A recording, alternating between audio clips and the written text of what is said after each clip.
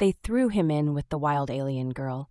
When they returned, she was sleeping in his arms. The cell door opened with a pneumatic hiss, and Adrian hit the floor hard. His shoulder took the impact, years of training turning the fall into a roll that brought him to his feet. The door sealed behind him with a finality that rang through his bones. Blood, old and new. The copper tang saturated the air, thick enough to taste.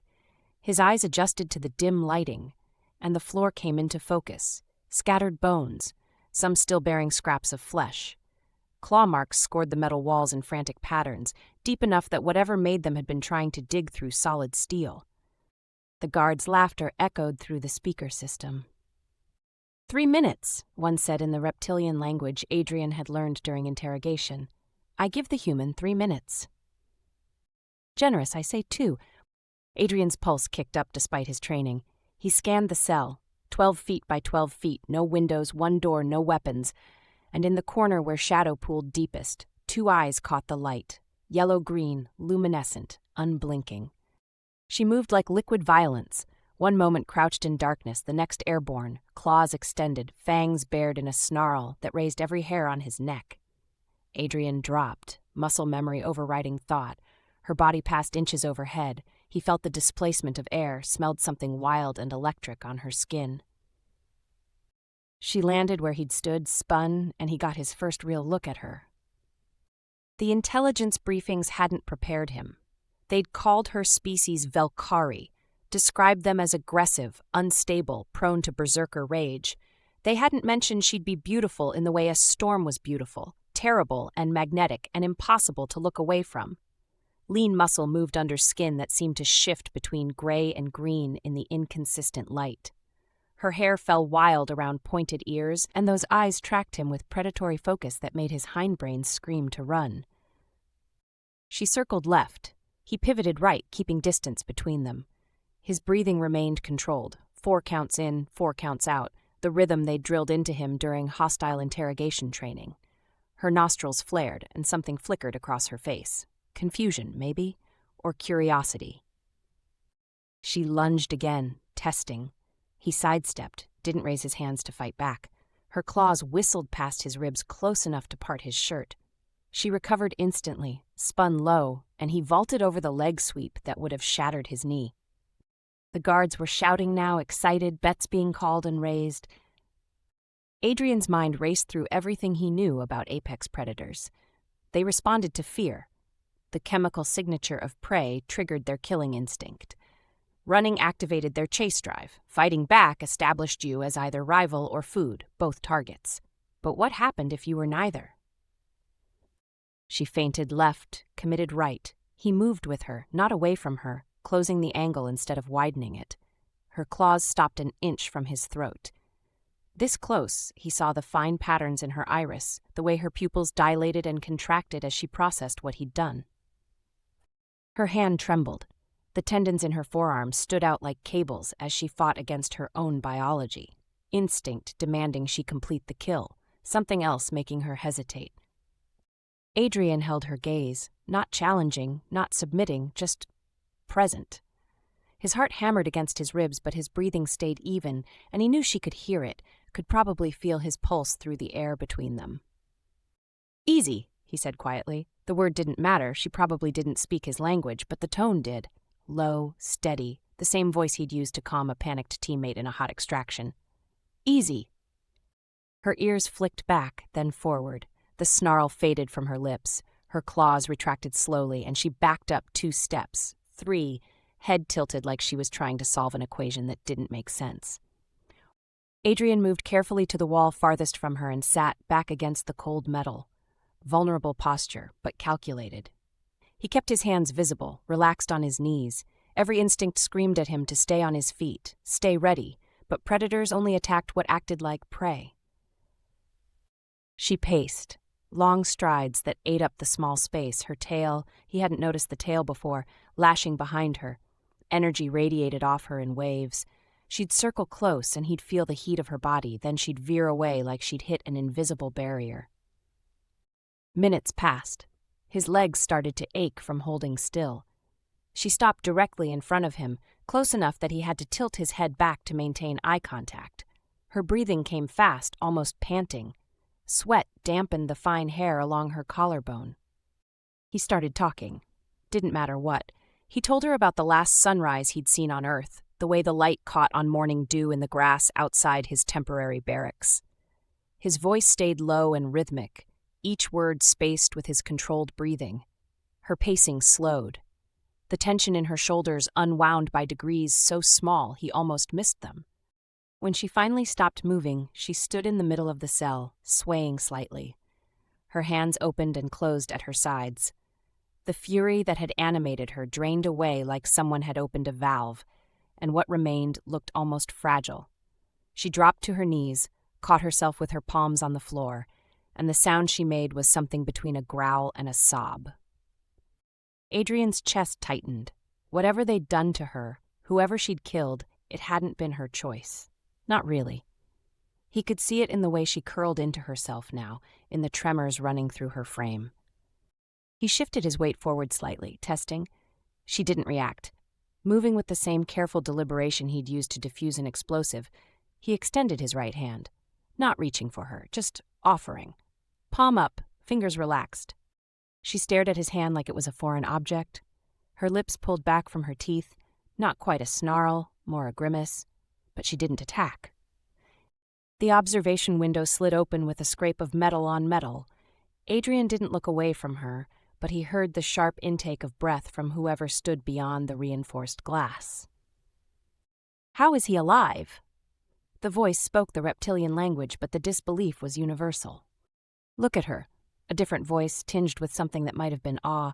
She's not in fury. She's coherent. Heavy footsteps approached. Adrian recognized the measured tread. Someone important. The speaker crackled to life again, and this voice carried authority that made the others fall silent. Fascinating, Commander Vastic said. 3 prisoners, 4 guards, all dead within hours of introduction, but the human sits and she kneels. Sir, we should terminate them both. This is exactly what we needed, Vastic interrupted. The Velkari are winning this war because their warriors are unstoppable in battle fury, but they lose as many allies as enemies because they can't be controlled. A pause, waited with consideration. Until now. Adrian's stomach dropped.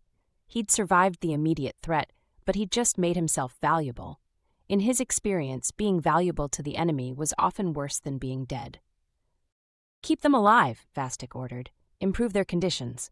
I want to see if this is repeatable. The speaker clicked off, the window sealed, and in the silence that followed, Kyra lifted her head. Her eyes met his across the 3 feet of blood-stained floor between them, and something passed between them. Recognition, maybe? Or just shared understanding that they'd both become prisoners in a new kind of cell. She moved closer, not touching, but near enough that he could count each breath she took. Near enough that when she finally settled against the wall beside him, their shoulders almost brushed. The guards would return in the morning. They'd start whatever experiment Vastic had planned. But for now, in this moment, Adrian had done what no one else had managed. He'd reached the warrior in the darkness and brought her back to herself. Her breathing gradually matched his rhythm, 4 counts in, 4 counts out. Outside the cell, he heard the guards arguing about who'd won the bet. Inside, Kyra shifted incrementally closer, and Adrian knew with absolute certainty that his life had just become infinitely more complicated. Adrian woke to find her watching him from across the cell. Daylight, or whatever passed for it in the station's artificial cycle, filtered through the observation window. She sat with her back against the far wall, knees drawn up, arms wrapped around them. The predatory tension from last night had shifted into something else. Wariness, maybe, or assessment. The bones were gone, pushed into neat piles in the corners like she'd spent her sleepless hours cleaning. A slot opened in the wall with a mechanical whir. 2 metal trays slid through. Actual food, not the nutrient paste he'd been choking down since capture. Adrian reached for the nearest tray, then slid it across the floor toward her instead. Her eyes tracked the movement, then lifted to his face. She moved, fluid and quick, snatched the tray, and retreated to her corner. She ate like someone who'd been starved, but her gaze never left him. The observation window opened. She was on her feet instantly, lips peeled back in a snarl. The transformation was instantaneous, from wary coexistence to lethal threat in a heartbeat. "Stand down," a guard's voice crackled through the speaker. "We're taking the human." She positioned herself between him and the door, weight balanced on the balls of her feet, claws fully extended. "It's okay," Adrian said, keeping his voice level. The door opened. 3 guards in full tactical gear, weapons trained on her. She launched herself at them with a roar that made Adrian's ears ring. The lead guard fired, some kind of sonic weapon that caught her mid-leap and slammed her into the wall. She hit hard enough to dent the metal and dropped, convulsing. Adrian moved toward her reflexively, but 2 guards grabbed his arms and hauled him backward. The sounds she made were worse than her battle cry, broken, agonized. They dragged him through corridors to Commander Vastic's office. The reptilian sat behind a desk, scaled hands folded on the surface. "Leave us," Vastic said. The guards obeyed. "You're curious," Adrian said. "The Velkari have been our enemies for 3 cycles," Vastic replied. "Their warriors are unstoppable in combat, but they cannot distinguish between targets. They kill until killed." He leaned forward. "Your species possesses psychological resilience, rational thought under extreme stress. I want you to prove what happened last night wasn't an anomaly." Adrian's jaw tightened. "And if I refuse?" "Then you both die. Her, eventually. The drugs we use to maintain her aggression will burn out her system within a month. You, immediately." Adrian met the reptilian's gaze. The calculus was simple. Cooperate and live, resist and die. "I need concessions," Adrian said. "Stop drugging her. Better conditions, and I need to know what you've done to her." Vastic activated a holographic display. The Velkari military court-martialed her 6 months ago for refusing a direct order to sterilize a human colony. We intercepted the transport and claimed her as prisoner. The drugs enhance what already exists in her biology. Now you will restore her inhibitions.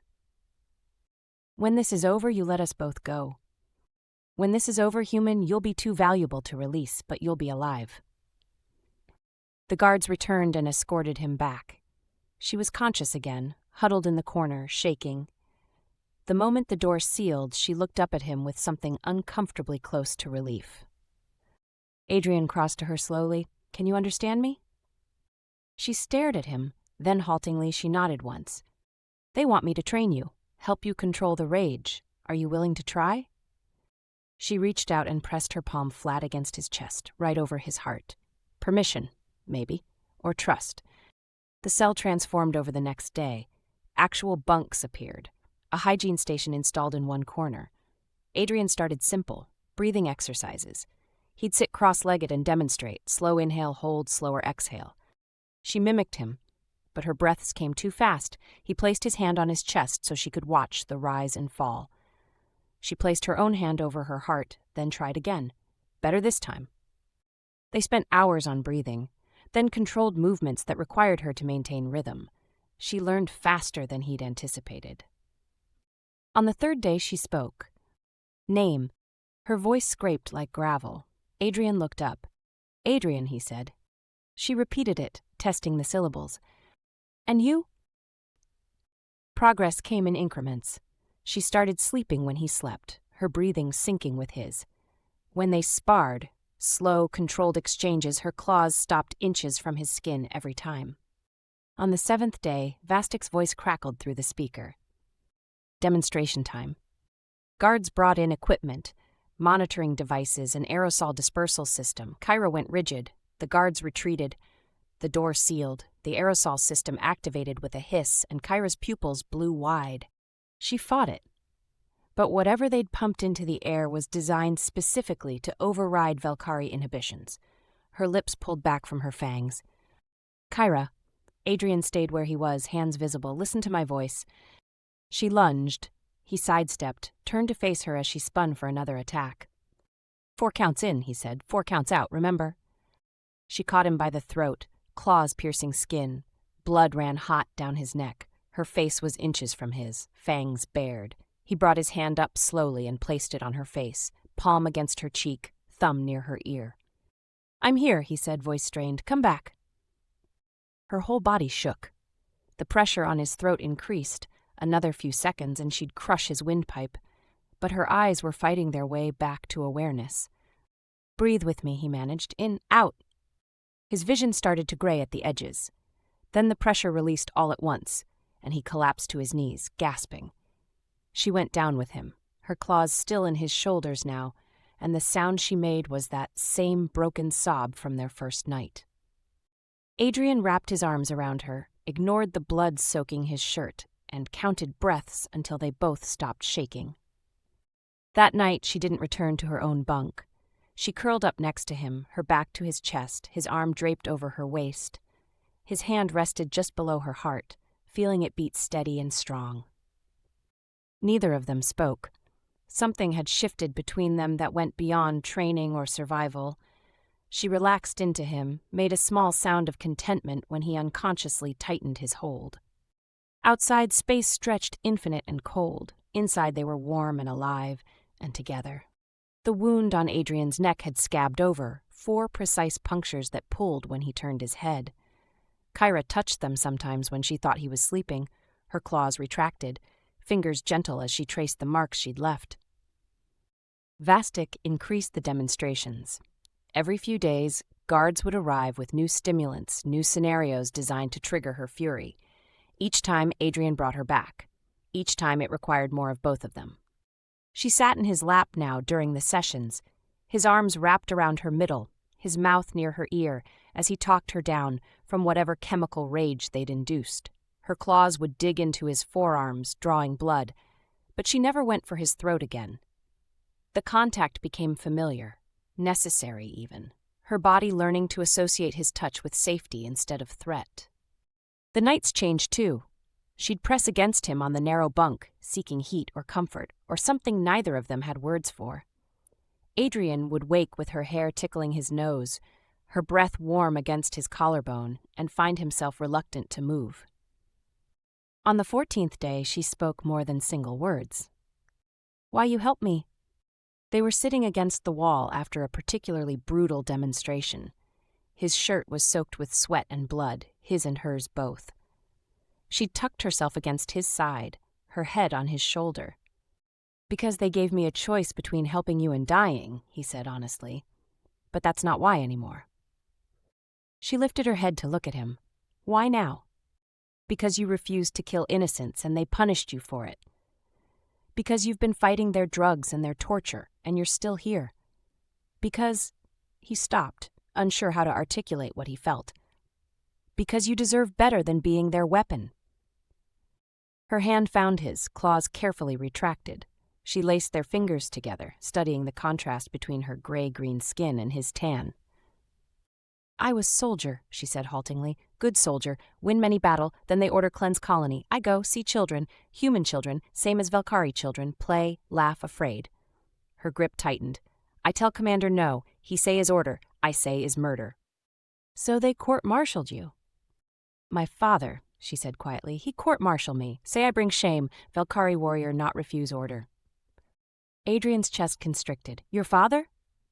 "Commander Warwick. High caste. He choose duty over daughter." She pulled her hand free and wrapped her arms around herself. "He right. Velkari way is battle. Is victory, not mercy." "He was wrong," Adrian said firmly. "You saw children and chose to protect them. That's not weakness. That's strength most soldiers never find." She looked at him with those luminous eyes, and something shifted in her expression. Before he could process it, she moved, straddled his lap, hands on either side of his head against the wall. The position put them eye level, her face inches from his. "You believe that?" Her breath ghosted across his lips. "Yes." She kissed him, tentative at first, testing, her fangs careful against his lower lip. Adrian's hands found her waist, and he kissed her back, slowly, giving her time to retreat if she wanted. She didn't retreat. She made a sound low in her throat and deepened the kiss, her tongue sliding against his. Heat flooded through him. His fingers tightened on her hips, and she rolled against him in response. The thin fabric of their prison clothes did nothing to hide her body's reaction or his. She broke the kiss, breathing hard, her pupils wide. "Adrian," she said, and his name in her rough voice went straight through him. "Yeah," he managed. "I want." She struggled with the words, then gave up and kissed him again. Her hands moved to his shirt, claws slicing through the fabric like it was paper.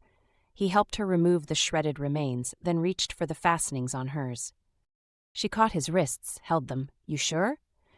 He looked at her, this fierce, damaged warrior who'd been tortured and drugged and broken, who was trusting him with something more vulnerable than her fury. "I'm sure." She released his wrists. He removed her shirt carefully, mindful of old scars that crossed her ribs and shoulders. Battle wounds, most of them, but some looked like they'd come from restraints. She watched his face as he catalogued each mark, her expression guarded. Adrian leaned forward and pressed his lips to a particularly brutal scar on her collarbone. She inhaled sharply. He kissed another scar, then another, working his way across her skin while her breathing quickened and her claws pricked his shoulders. "You're beautiful," he said against her sternum, and she laughed. A startled, almost broken sound. "Liar. Truth," he pulled back to look at her. "Every part of you."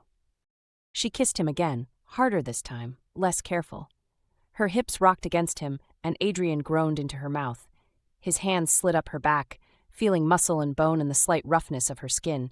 She was heat and strength and want, and he was drowning in her. They moved together with increasing urgency. Clothes disappeared. Kyra's claws left new marks on his shoulders and back, but Adrian barely felt them. He was too focused on the sounds she made, the way she moved above him, the grip of her body around his. She bit his shoulder when she came, fangs breaking skin and the sharp pain mixed with pleasure until he couldn't separate them. Adrian followed her over the edge, his hands bruising tight on her hips, her name torn from his throat. They collapsed together, tangled and breathing hard.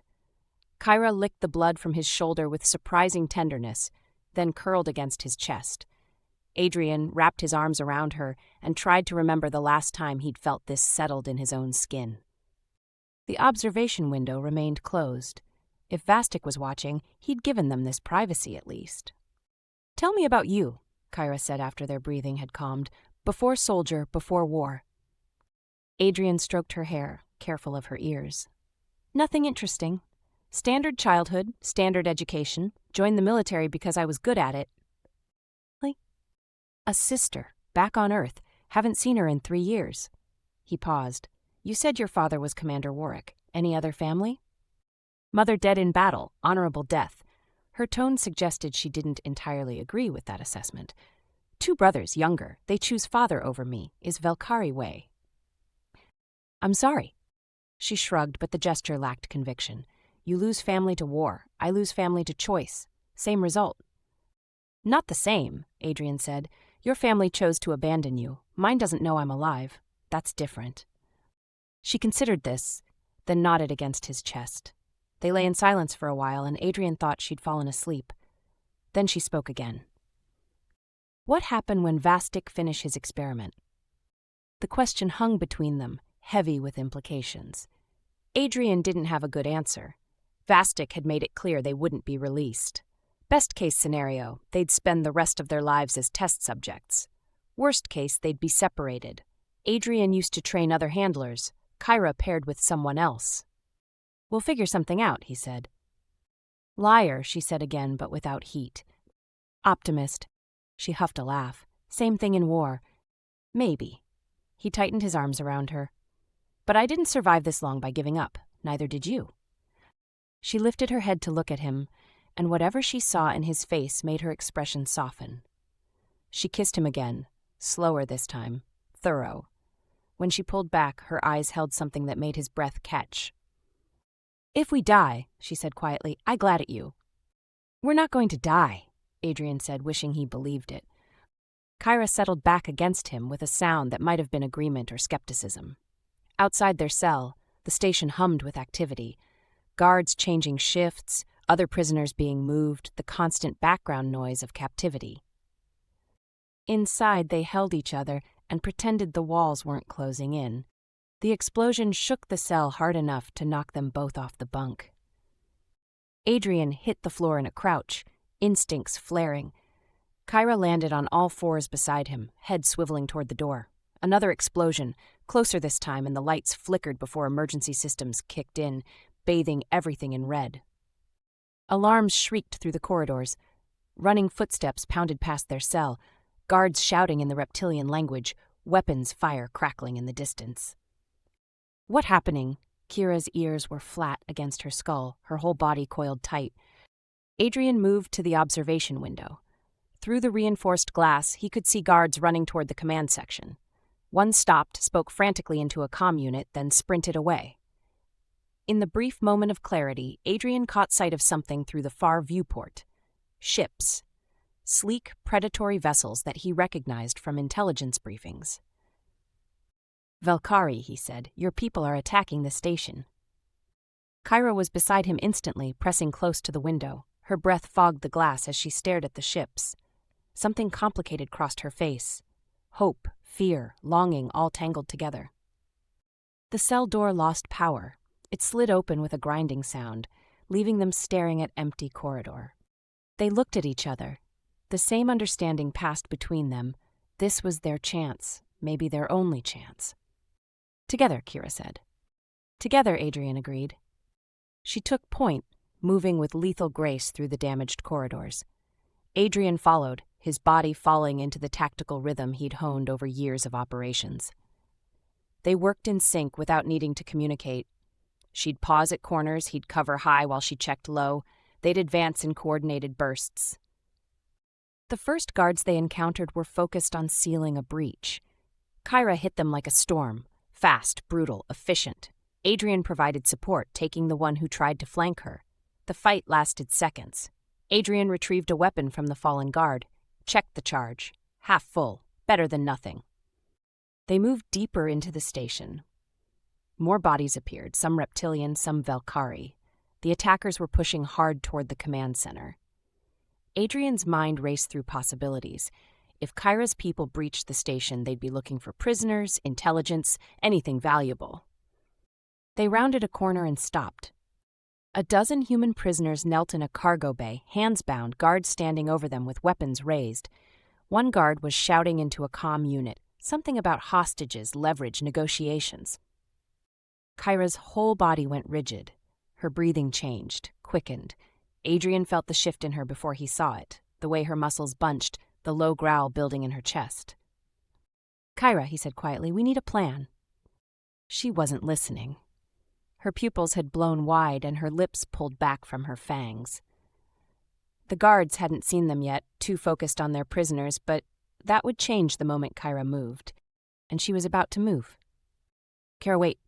She launched herself forward with a roar that echoed off the metal walls. The guards spun, but she was already among them.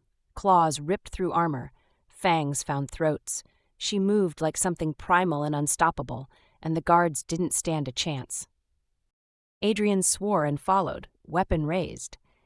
He took down the guard reaching for an alarm, then the one trying to execute a prisoner. But Kyra wasn't stopping. She'd killed the immediate threats and was advancing on the remaining guards, the ones who'd thrown down their weapons and were backing away with hands raised. She was in full fury now, the rage they'd been controlling unleashed completely. She didn't see surrender. She only saw threats. "Kyra!" Adrian got between her and the guards. She snarled at him, claws raised, didn't recognize him. "Kyra, stop!" She swung. He dropped under it, came up inside her guard, and caught her face in his hands. Her claws dug into his sides, piercing deep, but he held on. "4 counts in," he said, his voice cutting through her growls. "Come on, 4 counts in, 4 counts out." She fought him, trying to shake free, trying to get past him to the guards. Blood ran hot down Adrian's sides where her claws had entered. His vision swam, but he didn't let go. "Look at me," he commanded. "Kyra, look at me." Her eyes found his. For a heartbeat, there was nothing there but fury. Then something flickered, recognition trying to surface through the rage. "Breathe with me," Adrian said. "In, out, you know this. We've done this. In, out." Her breathing was ragged, but it started to slow. The tension in her body remained, every muscle still coiled to kill, but she wasn't attacking. Yet. "That's it," he said, softer now. "Come back, I've got you. Come back to me." The prisoners were scrambling to their feet, freed by the chaos. The surviving guards had fled. Combat sounds echoed from deeper in the station. The Velkari were close now. But in this moment, all that mattered was the woman in his arms and bringing her back from the edge. Kyra shuddered. Her claws retracted from his sides, and he nearly collapsed from the pain. She caught him, and the fury drained from her face, replaced by horror as she saw what she'd done. "I'm okay," he lied. Blood soaked his shirt, but nothing felt severed, painful but survivable. The far door burst open. Velkari warriors poured through in full combat armor, weapons raised. They took in the scene, dead guards, freed prisoners, Kyra covered in blood, Adrian bleeding in her arms. One warrior stepped forward, removing his helmet. He was older, scarred, with the same luminous eyes as Kyra. His face went through several expressions before settling on something between shock and fury. "Kyra," Commander Warwick said in the Velkari language, "daughter." She stood slowly, positioning herself between Adrian and her father. Her stance was defensive, protective. "Father." Warwick's eyes moved to Adrian, and his expression hardened. "Step away from the human." "No. That's an order, warrior." "I'm not your warrior anymore," Kyra said, her voice steady despite the tremor in her hands. "You make sure of that." Warwick's jaw tightened. "We came for you. Intelligence said the reptilians had a high-value prisoner. We didn't know it was you until we breached their systems." He gestured sharply. "Come, we're evacuating." "He come too." "The human stays, then I stay." Silence fell, broken only by the distant sounds of combat. Warwick stared at his daughter, and Adrian could see the war playing out across his face. Duty versus blood, tradition versus the evidence in front of him. "He's why you're coherent," Warwick said finally. It wasn't a question. "He saved me," Kyra said simply. "When you give me to reptilians to die, he saved me." "We didn't." Warwick stopped, seemed to reconsider. "We thought you were executed. The transport showed no survivors." "You not look hard," Kyra said, and the pain in her voice cut deeper than any claw. More explosions rocked the station. Warwick glanced back at his warriors, then at Adrian bleeding against Kyra's side. "If he comes, it's as your responsibility," Warwick said. "Your mate, your consequence." Kyra's ears went back. "He my mate?" Adrian's head swam from blood loss, but he registered that. Mate? The word carried weight in Velkari culture from what little he knew. Permanence, claim, choice. "Then move," Warwick commanded. "Both of you, before this station tears itself apart." They ran. Kyra supported Adrian, her strength compensating for his stumbling steps. The Velkari warriors surrounded them, providing cover as they fought through corridors toward the breach point. Adrian fired when he could, taking down guards who appeared from side passages, but mostly he focused on staying conscious. The evacuation ship waited in a docking bay, its engines hot. They piled in, warriors, freed prisoners Adrian and Kyra. The moment the doors sealed, the ship launched, and the station fell away behind them. Adrian collapsed onto a bench, his sides screaming. Kyra was there instantly, her hands gentle as she examined the wounds. A medic approached, but she snarled at them until they backed off. "I do it," she said. Her claws had gone deep but clean. She packed the wounds with materials from a med kit, her touch careful despite the blood coating her hands. When she finished, she looked at him with eyes that held too much: guilt, fear, relief. "I hurt you," she whispered. "You came back," Adrian said. "That's what matters." Across the ship, Warwick watched them with an expression Adrian couldn't read. The other warriors were doing the same, whispering among themselves. Adrian didn't need to understand their language to know what they were saying. Their decorated warrior had chosen a human over her own people. Kyra pressed her forehead against his, and Adrian closed his eyes, letting the exhaustion take him. They were alive. They were together. And whatever came next, they'd face it the same way they'd faced everything else. Together. The neutral station was called Threshold, appropriate for a place that existed between territories, between wars, between what was and what might be. Adrian stood at the viewport in their assigned quarters, watching ships from a dozen species dock and depart in careful choreography. 3 days since the rescue, and the bruises on his sides had faded to purple and yellow. Kyra was gone, summoned by the Velkari delegation an hour ago, leaving him alone for the first time since they'd met. The quarters were comfortable by station standards: actual furniture, private facilities, a viewport that showed something other than metal walls. But they were still prisoners, just in a nicer cage. The door opened. Adrian turned, expecting Kyra. Instead, Officer Brooks walked in, wearing civilian clothes that didn't quite hide his military bearing. Adrian Cole, Brooks said, studying him. Officially listed as killed in action 3 weeks ago. Quite a surprise to find you very much alive. Brooks. Adrian recognized him from briefings years ago. Intelligence Division, Recruitment Section. How did you find me? We maintain contacts on Threshold. When a human appeared on a Velkari ship, flags went up. Brooks moved to the small table and sat, gesturing for Adrian to join him. I've read the reports. What happened in that cell is unprecedented. Adrian remained standing. What do you want? To debrief you, to understand what you've learned about Velkari biology and psychology, to offer you a way home. Brooks leaned back. You're a valuable asset, Cole. The information you possess could change how we approach this war. I'm not interested in being debriefed. Even if it means saving human lives, your techniques for managing Velkari rage could be taught, replicated. We could establish programs. You want to turn people into handlers, Adrian interrupted. Pair humans with Velkari warriors like their weapons systems. I've seen that play before. It doesn't end well. Brooks's expression didn't change. The war is stalemated. Casualties mount daily. What you've discovered could break that stalemate without additional bloodshed. By creating new kinds of prisoners, thanks but no. Then what? Brooks stood, his tone sharpening. Stay here with her? You realize the Velkari delegation wants the same thing we do, to study what happened, replicate it, weaponize it. At least if you come with us, you'd have autonomy. I'd be alone, Adrian said quietly. That's not autonomy. Brooks studied him for a long moment. You're choosing her over your own species. I'm choosing freedom over being used. Adrian met his eyes, for both of us. Romantic, also naive. Brooks moved toward the door, then paused. You have 24 hours to reconsider. After that, we extract our people from Threshold, and you'll have missed your window. Think carefully, Cole. There aren't many places in this galaxy for people who belong nowhere. The door closed behind him. Adrian stood alone in the quiet, Brooks's words echoing in his head. He wasn't wrong. Choosing to stay with Kyra meant exile from humanity. No home, no unit, no purpose beyond survival. But going back meant leaving her, and that option felt like cutting off a limb. The door opened again.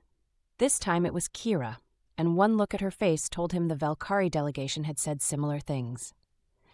They want me back, she said without preamble. Full reinstatement, rank restored. They want you too, want to study how human calm Velkari fury. Create program, pair warriors with handlers. She moved to him, her hands finding his. My father commanded, say is duty. Say I owe this to my people. What did you tell them? I tell them I think about it. She looked up at him, and her eyes held exhaustion that went bone deep. They right, Adrian. How many lives we save if we do this? How many warriors stay controlled in battle? How many colonies not destroyed? Adrian cupped her face, thumb stroking her cheek. How many pairs would end up like we were? Locked in cells, drugged, experimented on? Because that's what would happen. They'd study us like specimens until they figured out the formula. Then they'd mass produce it without caring about the people involved. Maybe not. Maybe we make rules, ensure treatment. You don't believe that any more than I do. She closed her eyes, leaning into his touch. No, I not believe it. They stood like that for several heartbeats, the weight of duty and desire pressing down on them both. Finally, Kyra opened her eyes. What we do, she asked. Leave, Adrian said. Both delegations want us, which means neither can claim us. We slip away before they decide to force the issue, find somewhere in the margins and disappear. Where we go, how we live. I don't know yet, but I'm good at tactics and you're good at violence. There's always work for people with those skills in places like Threshold. He pulled her closer. We figure it out together, like everything else. She kissed him, fierce and claiming, her fangs careful against his lip. When she pulled back, something had settled in her expression. Decision made. Together, she agreed. They spent the next hours planning. Adrian used contacts from his Black Ops days to arrange transport off-station. Kyra traded information about reptilian operations for currency and supplies. By the time both delegations realized what they were doing, they'd already be gone. Night cycle fell across the station. They lay tangled together on the narrow bed, neither sleeping. Adrian traced patterns on Kira's back, feeling the raised lines of scars under his fingers. She purred, an actual purr that rumbled through her chest, and pressed closer. "You regret?" she asked quietly. "Leave your people for me." "No," Adrian said, and meant it. "My people would have debriefed me, given me a new assignment, sent me back to war. This is the first time I've chosen something for myself in years." "Same," she murmured. "Always duty, always orders, then you first time I choose." "We're choosing each other," Adrian corrected. She lifted her head, studying his face in the dim light. "Mate," she said, the word deliberate. "In Velkari culture is permanent, is bond that not break. You understand?" "I understand." "You sure? Once claim, cannot unclaim. My people would see you as mine, your people would see me as yours. No going back." Adrian pulled her up so they were face to face. "I've been yours since you didn't kill me in that cell. This just makes it official." She kissed him again, and it turned into more, slow and thorough, both of them savoring the certainty of choice freely made. They moved together with practiced familiarity now, knowing exactly how to draw sounds from each other, where to touch, how to push and pull, until they were both gasping. When they finished, Kyra bit his shoulder again, reopening the mark she'd left before. Claiming. Adrian didn't mind. Morning brought their departure. A small transport registered to a freight company that asked no questions. They boarded with minimal luggage and maximum caution, but no one stopped them.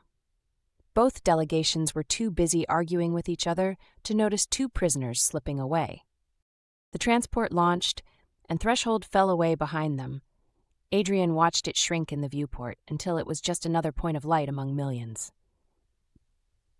"Where to?" the pilot asked over the comm. Adrian looked at Kyra. She looked back and slowly smiled, the first real smile he'd seen from her, fangs and all.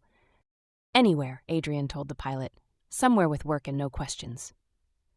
The pilot grunted acknowledgement. The ship's engines hummed as they accelerated away from civilized space toward the frontier territories where laws were negotiable and backgrounds didn't matter. 3 days later, station security on Threshold made their rounds through the diplomatic quarters. They approached the room that had housed the unusual pair. The human and the Velkari warrior who'd caused so much fuss among the delegations. The guards entered cautiously, expecting something. Conflict, perhaps, or evidence of the violence everyone seemed to think was inevitable when predator and prey shared space. Instead, they found an empty room, minimal belongings left behind, no signs of struggle. On the small table, someone had left a handwritten note, "Thank you for the hospitality."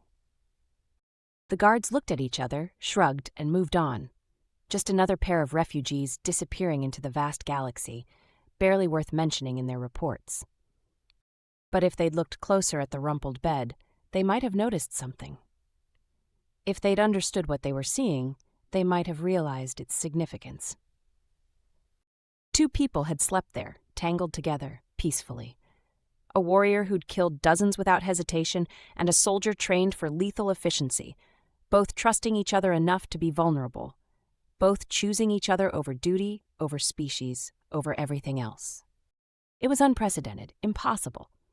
And somewhere in the frontier darkness, in a region where borders blurred and rules bent, they were doing it anyway.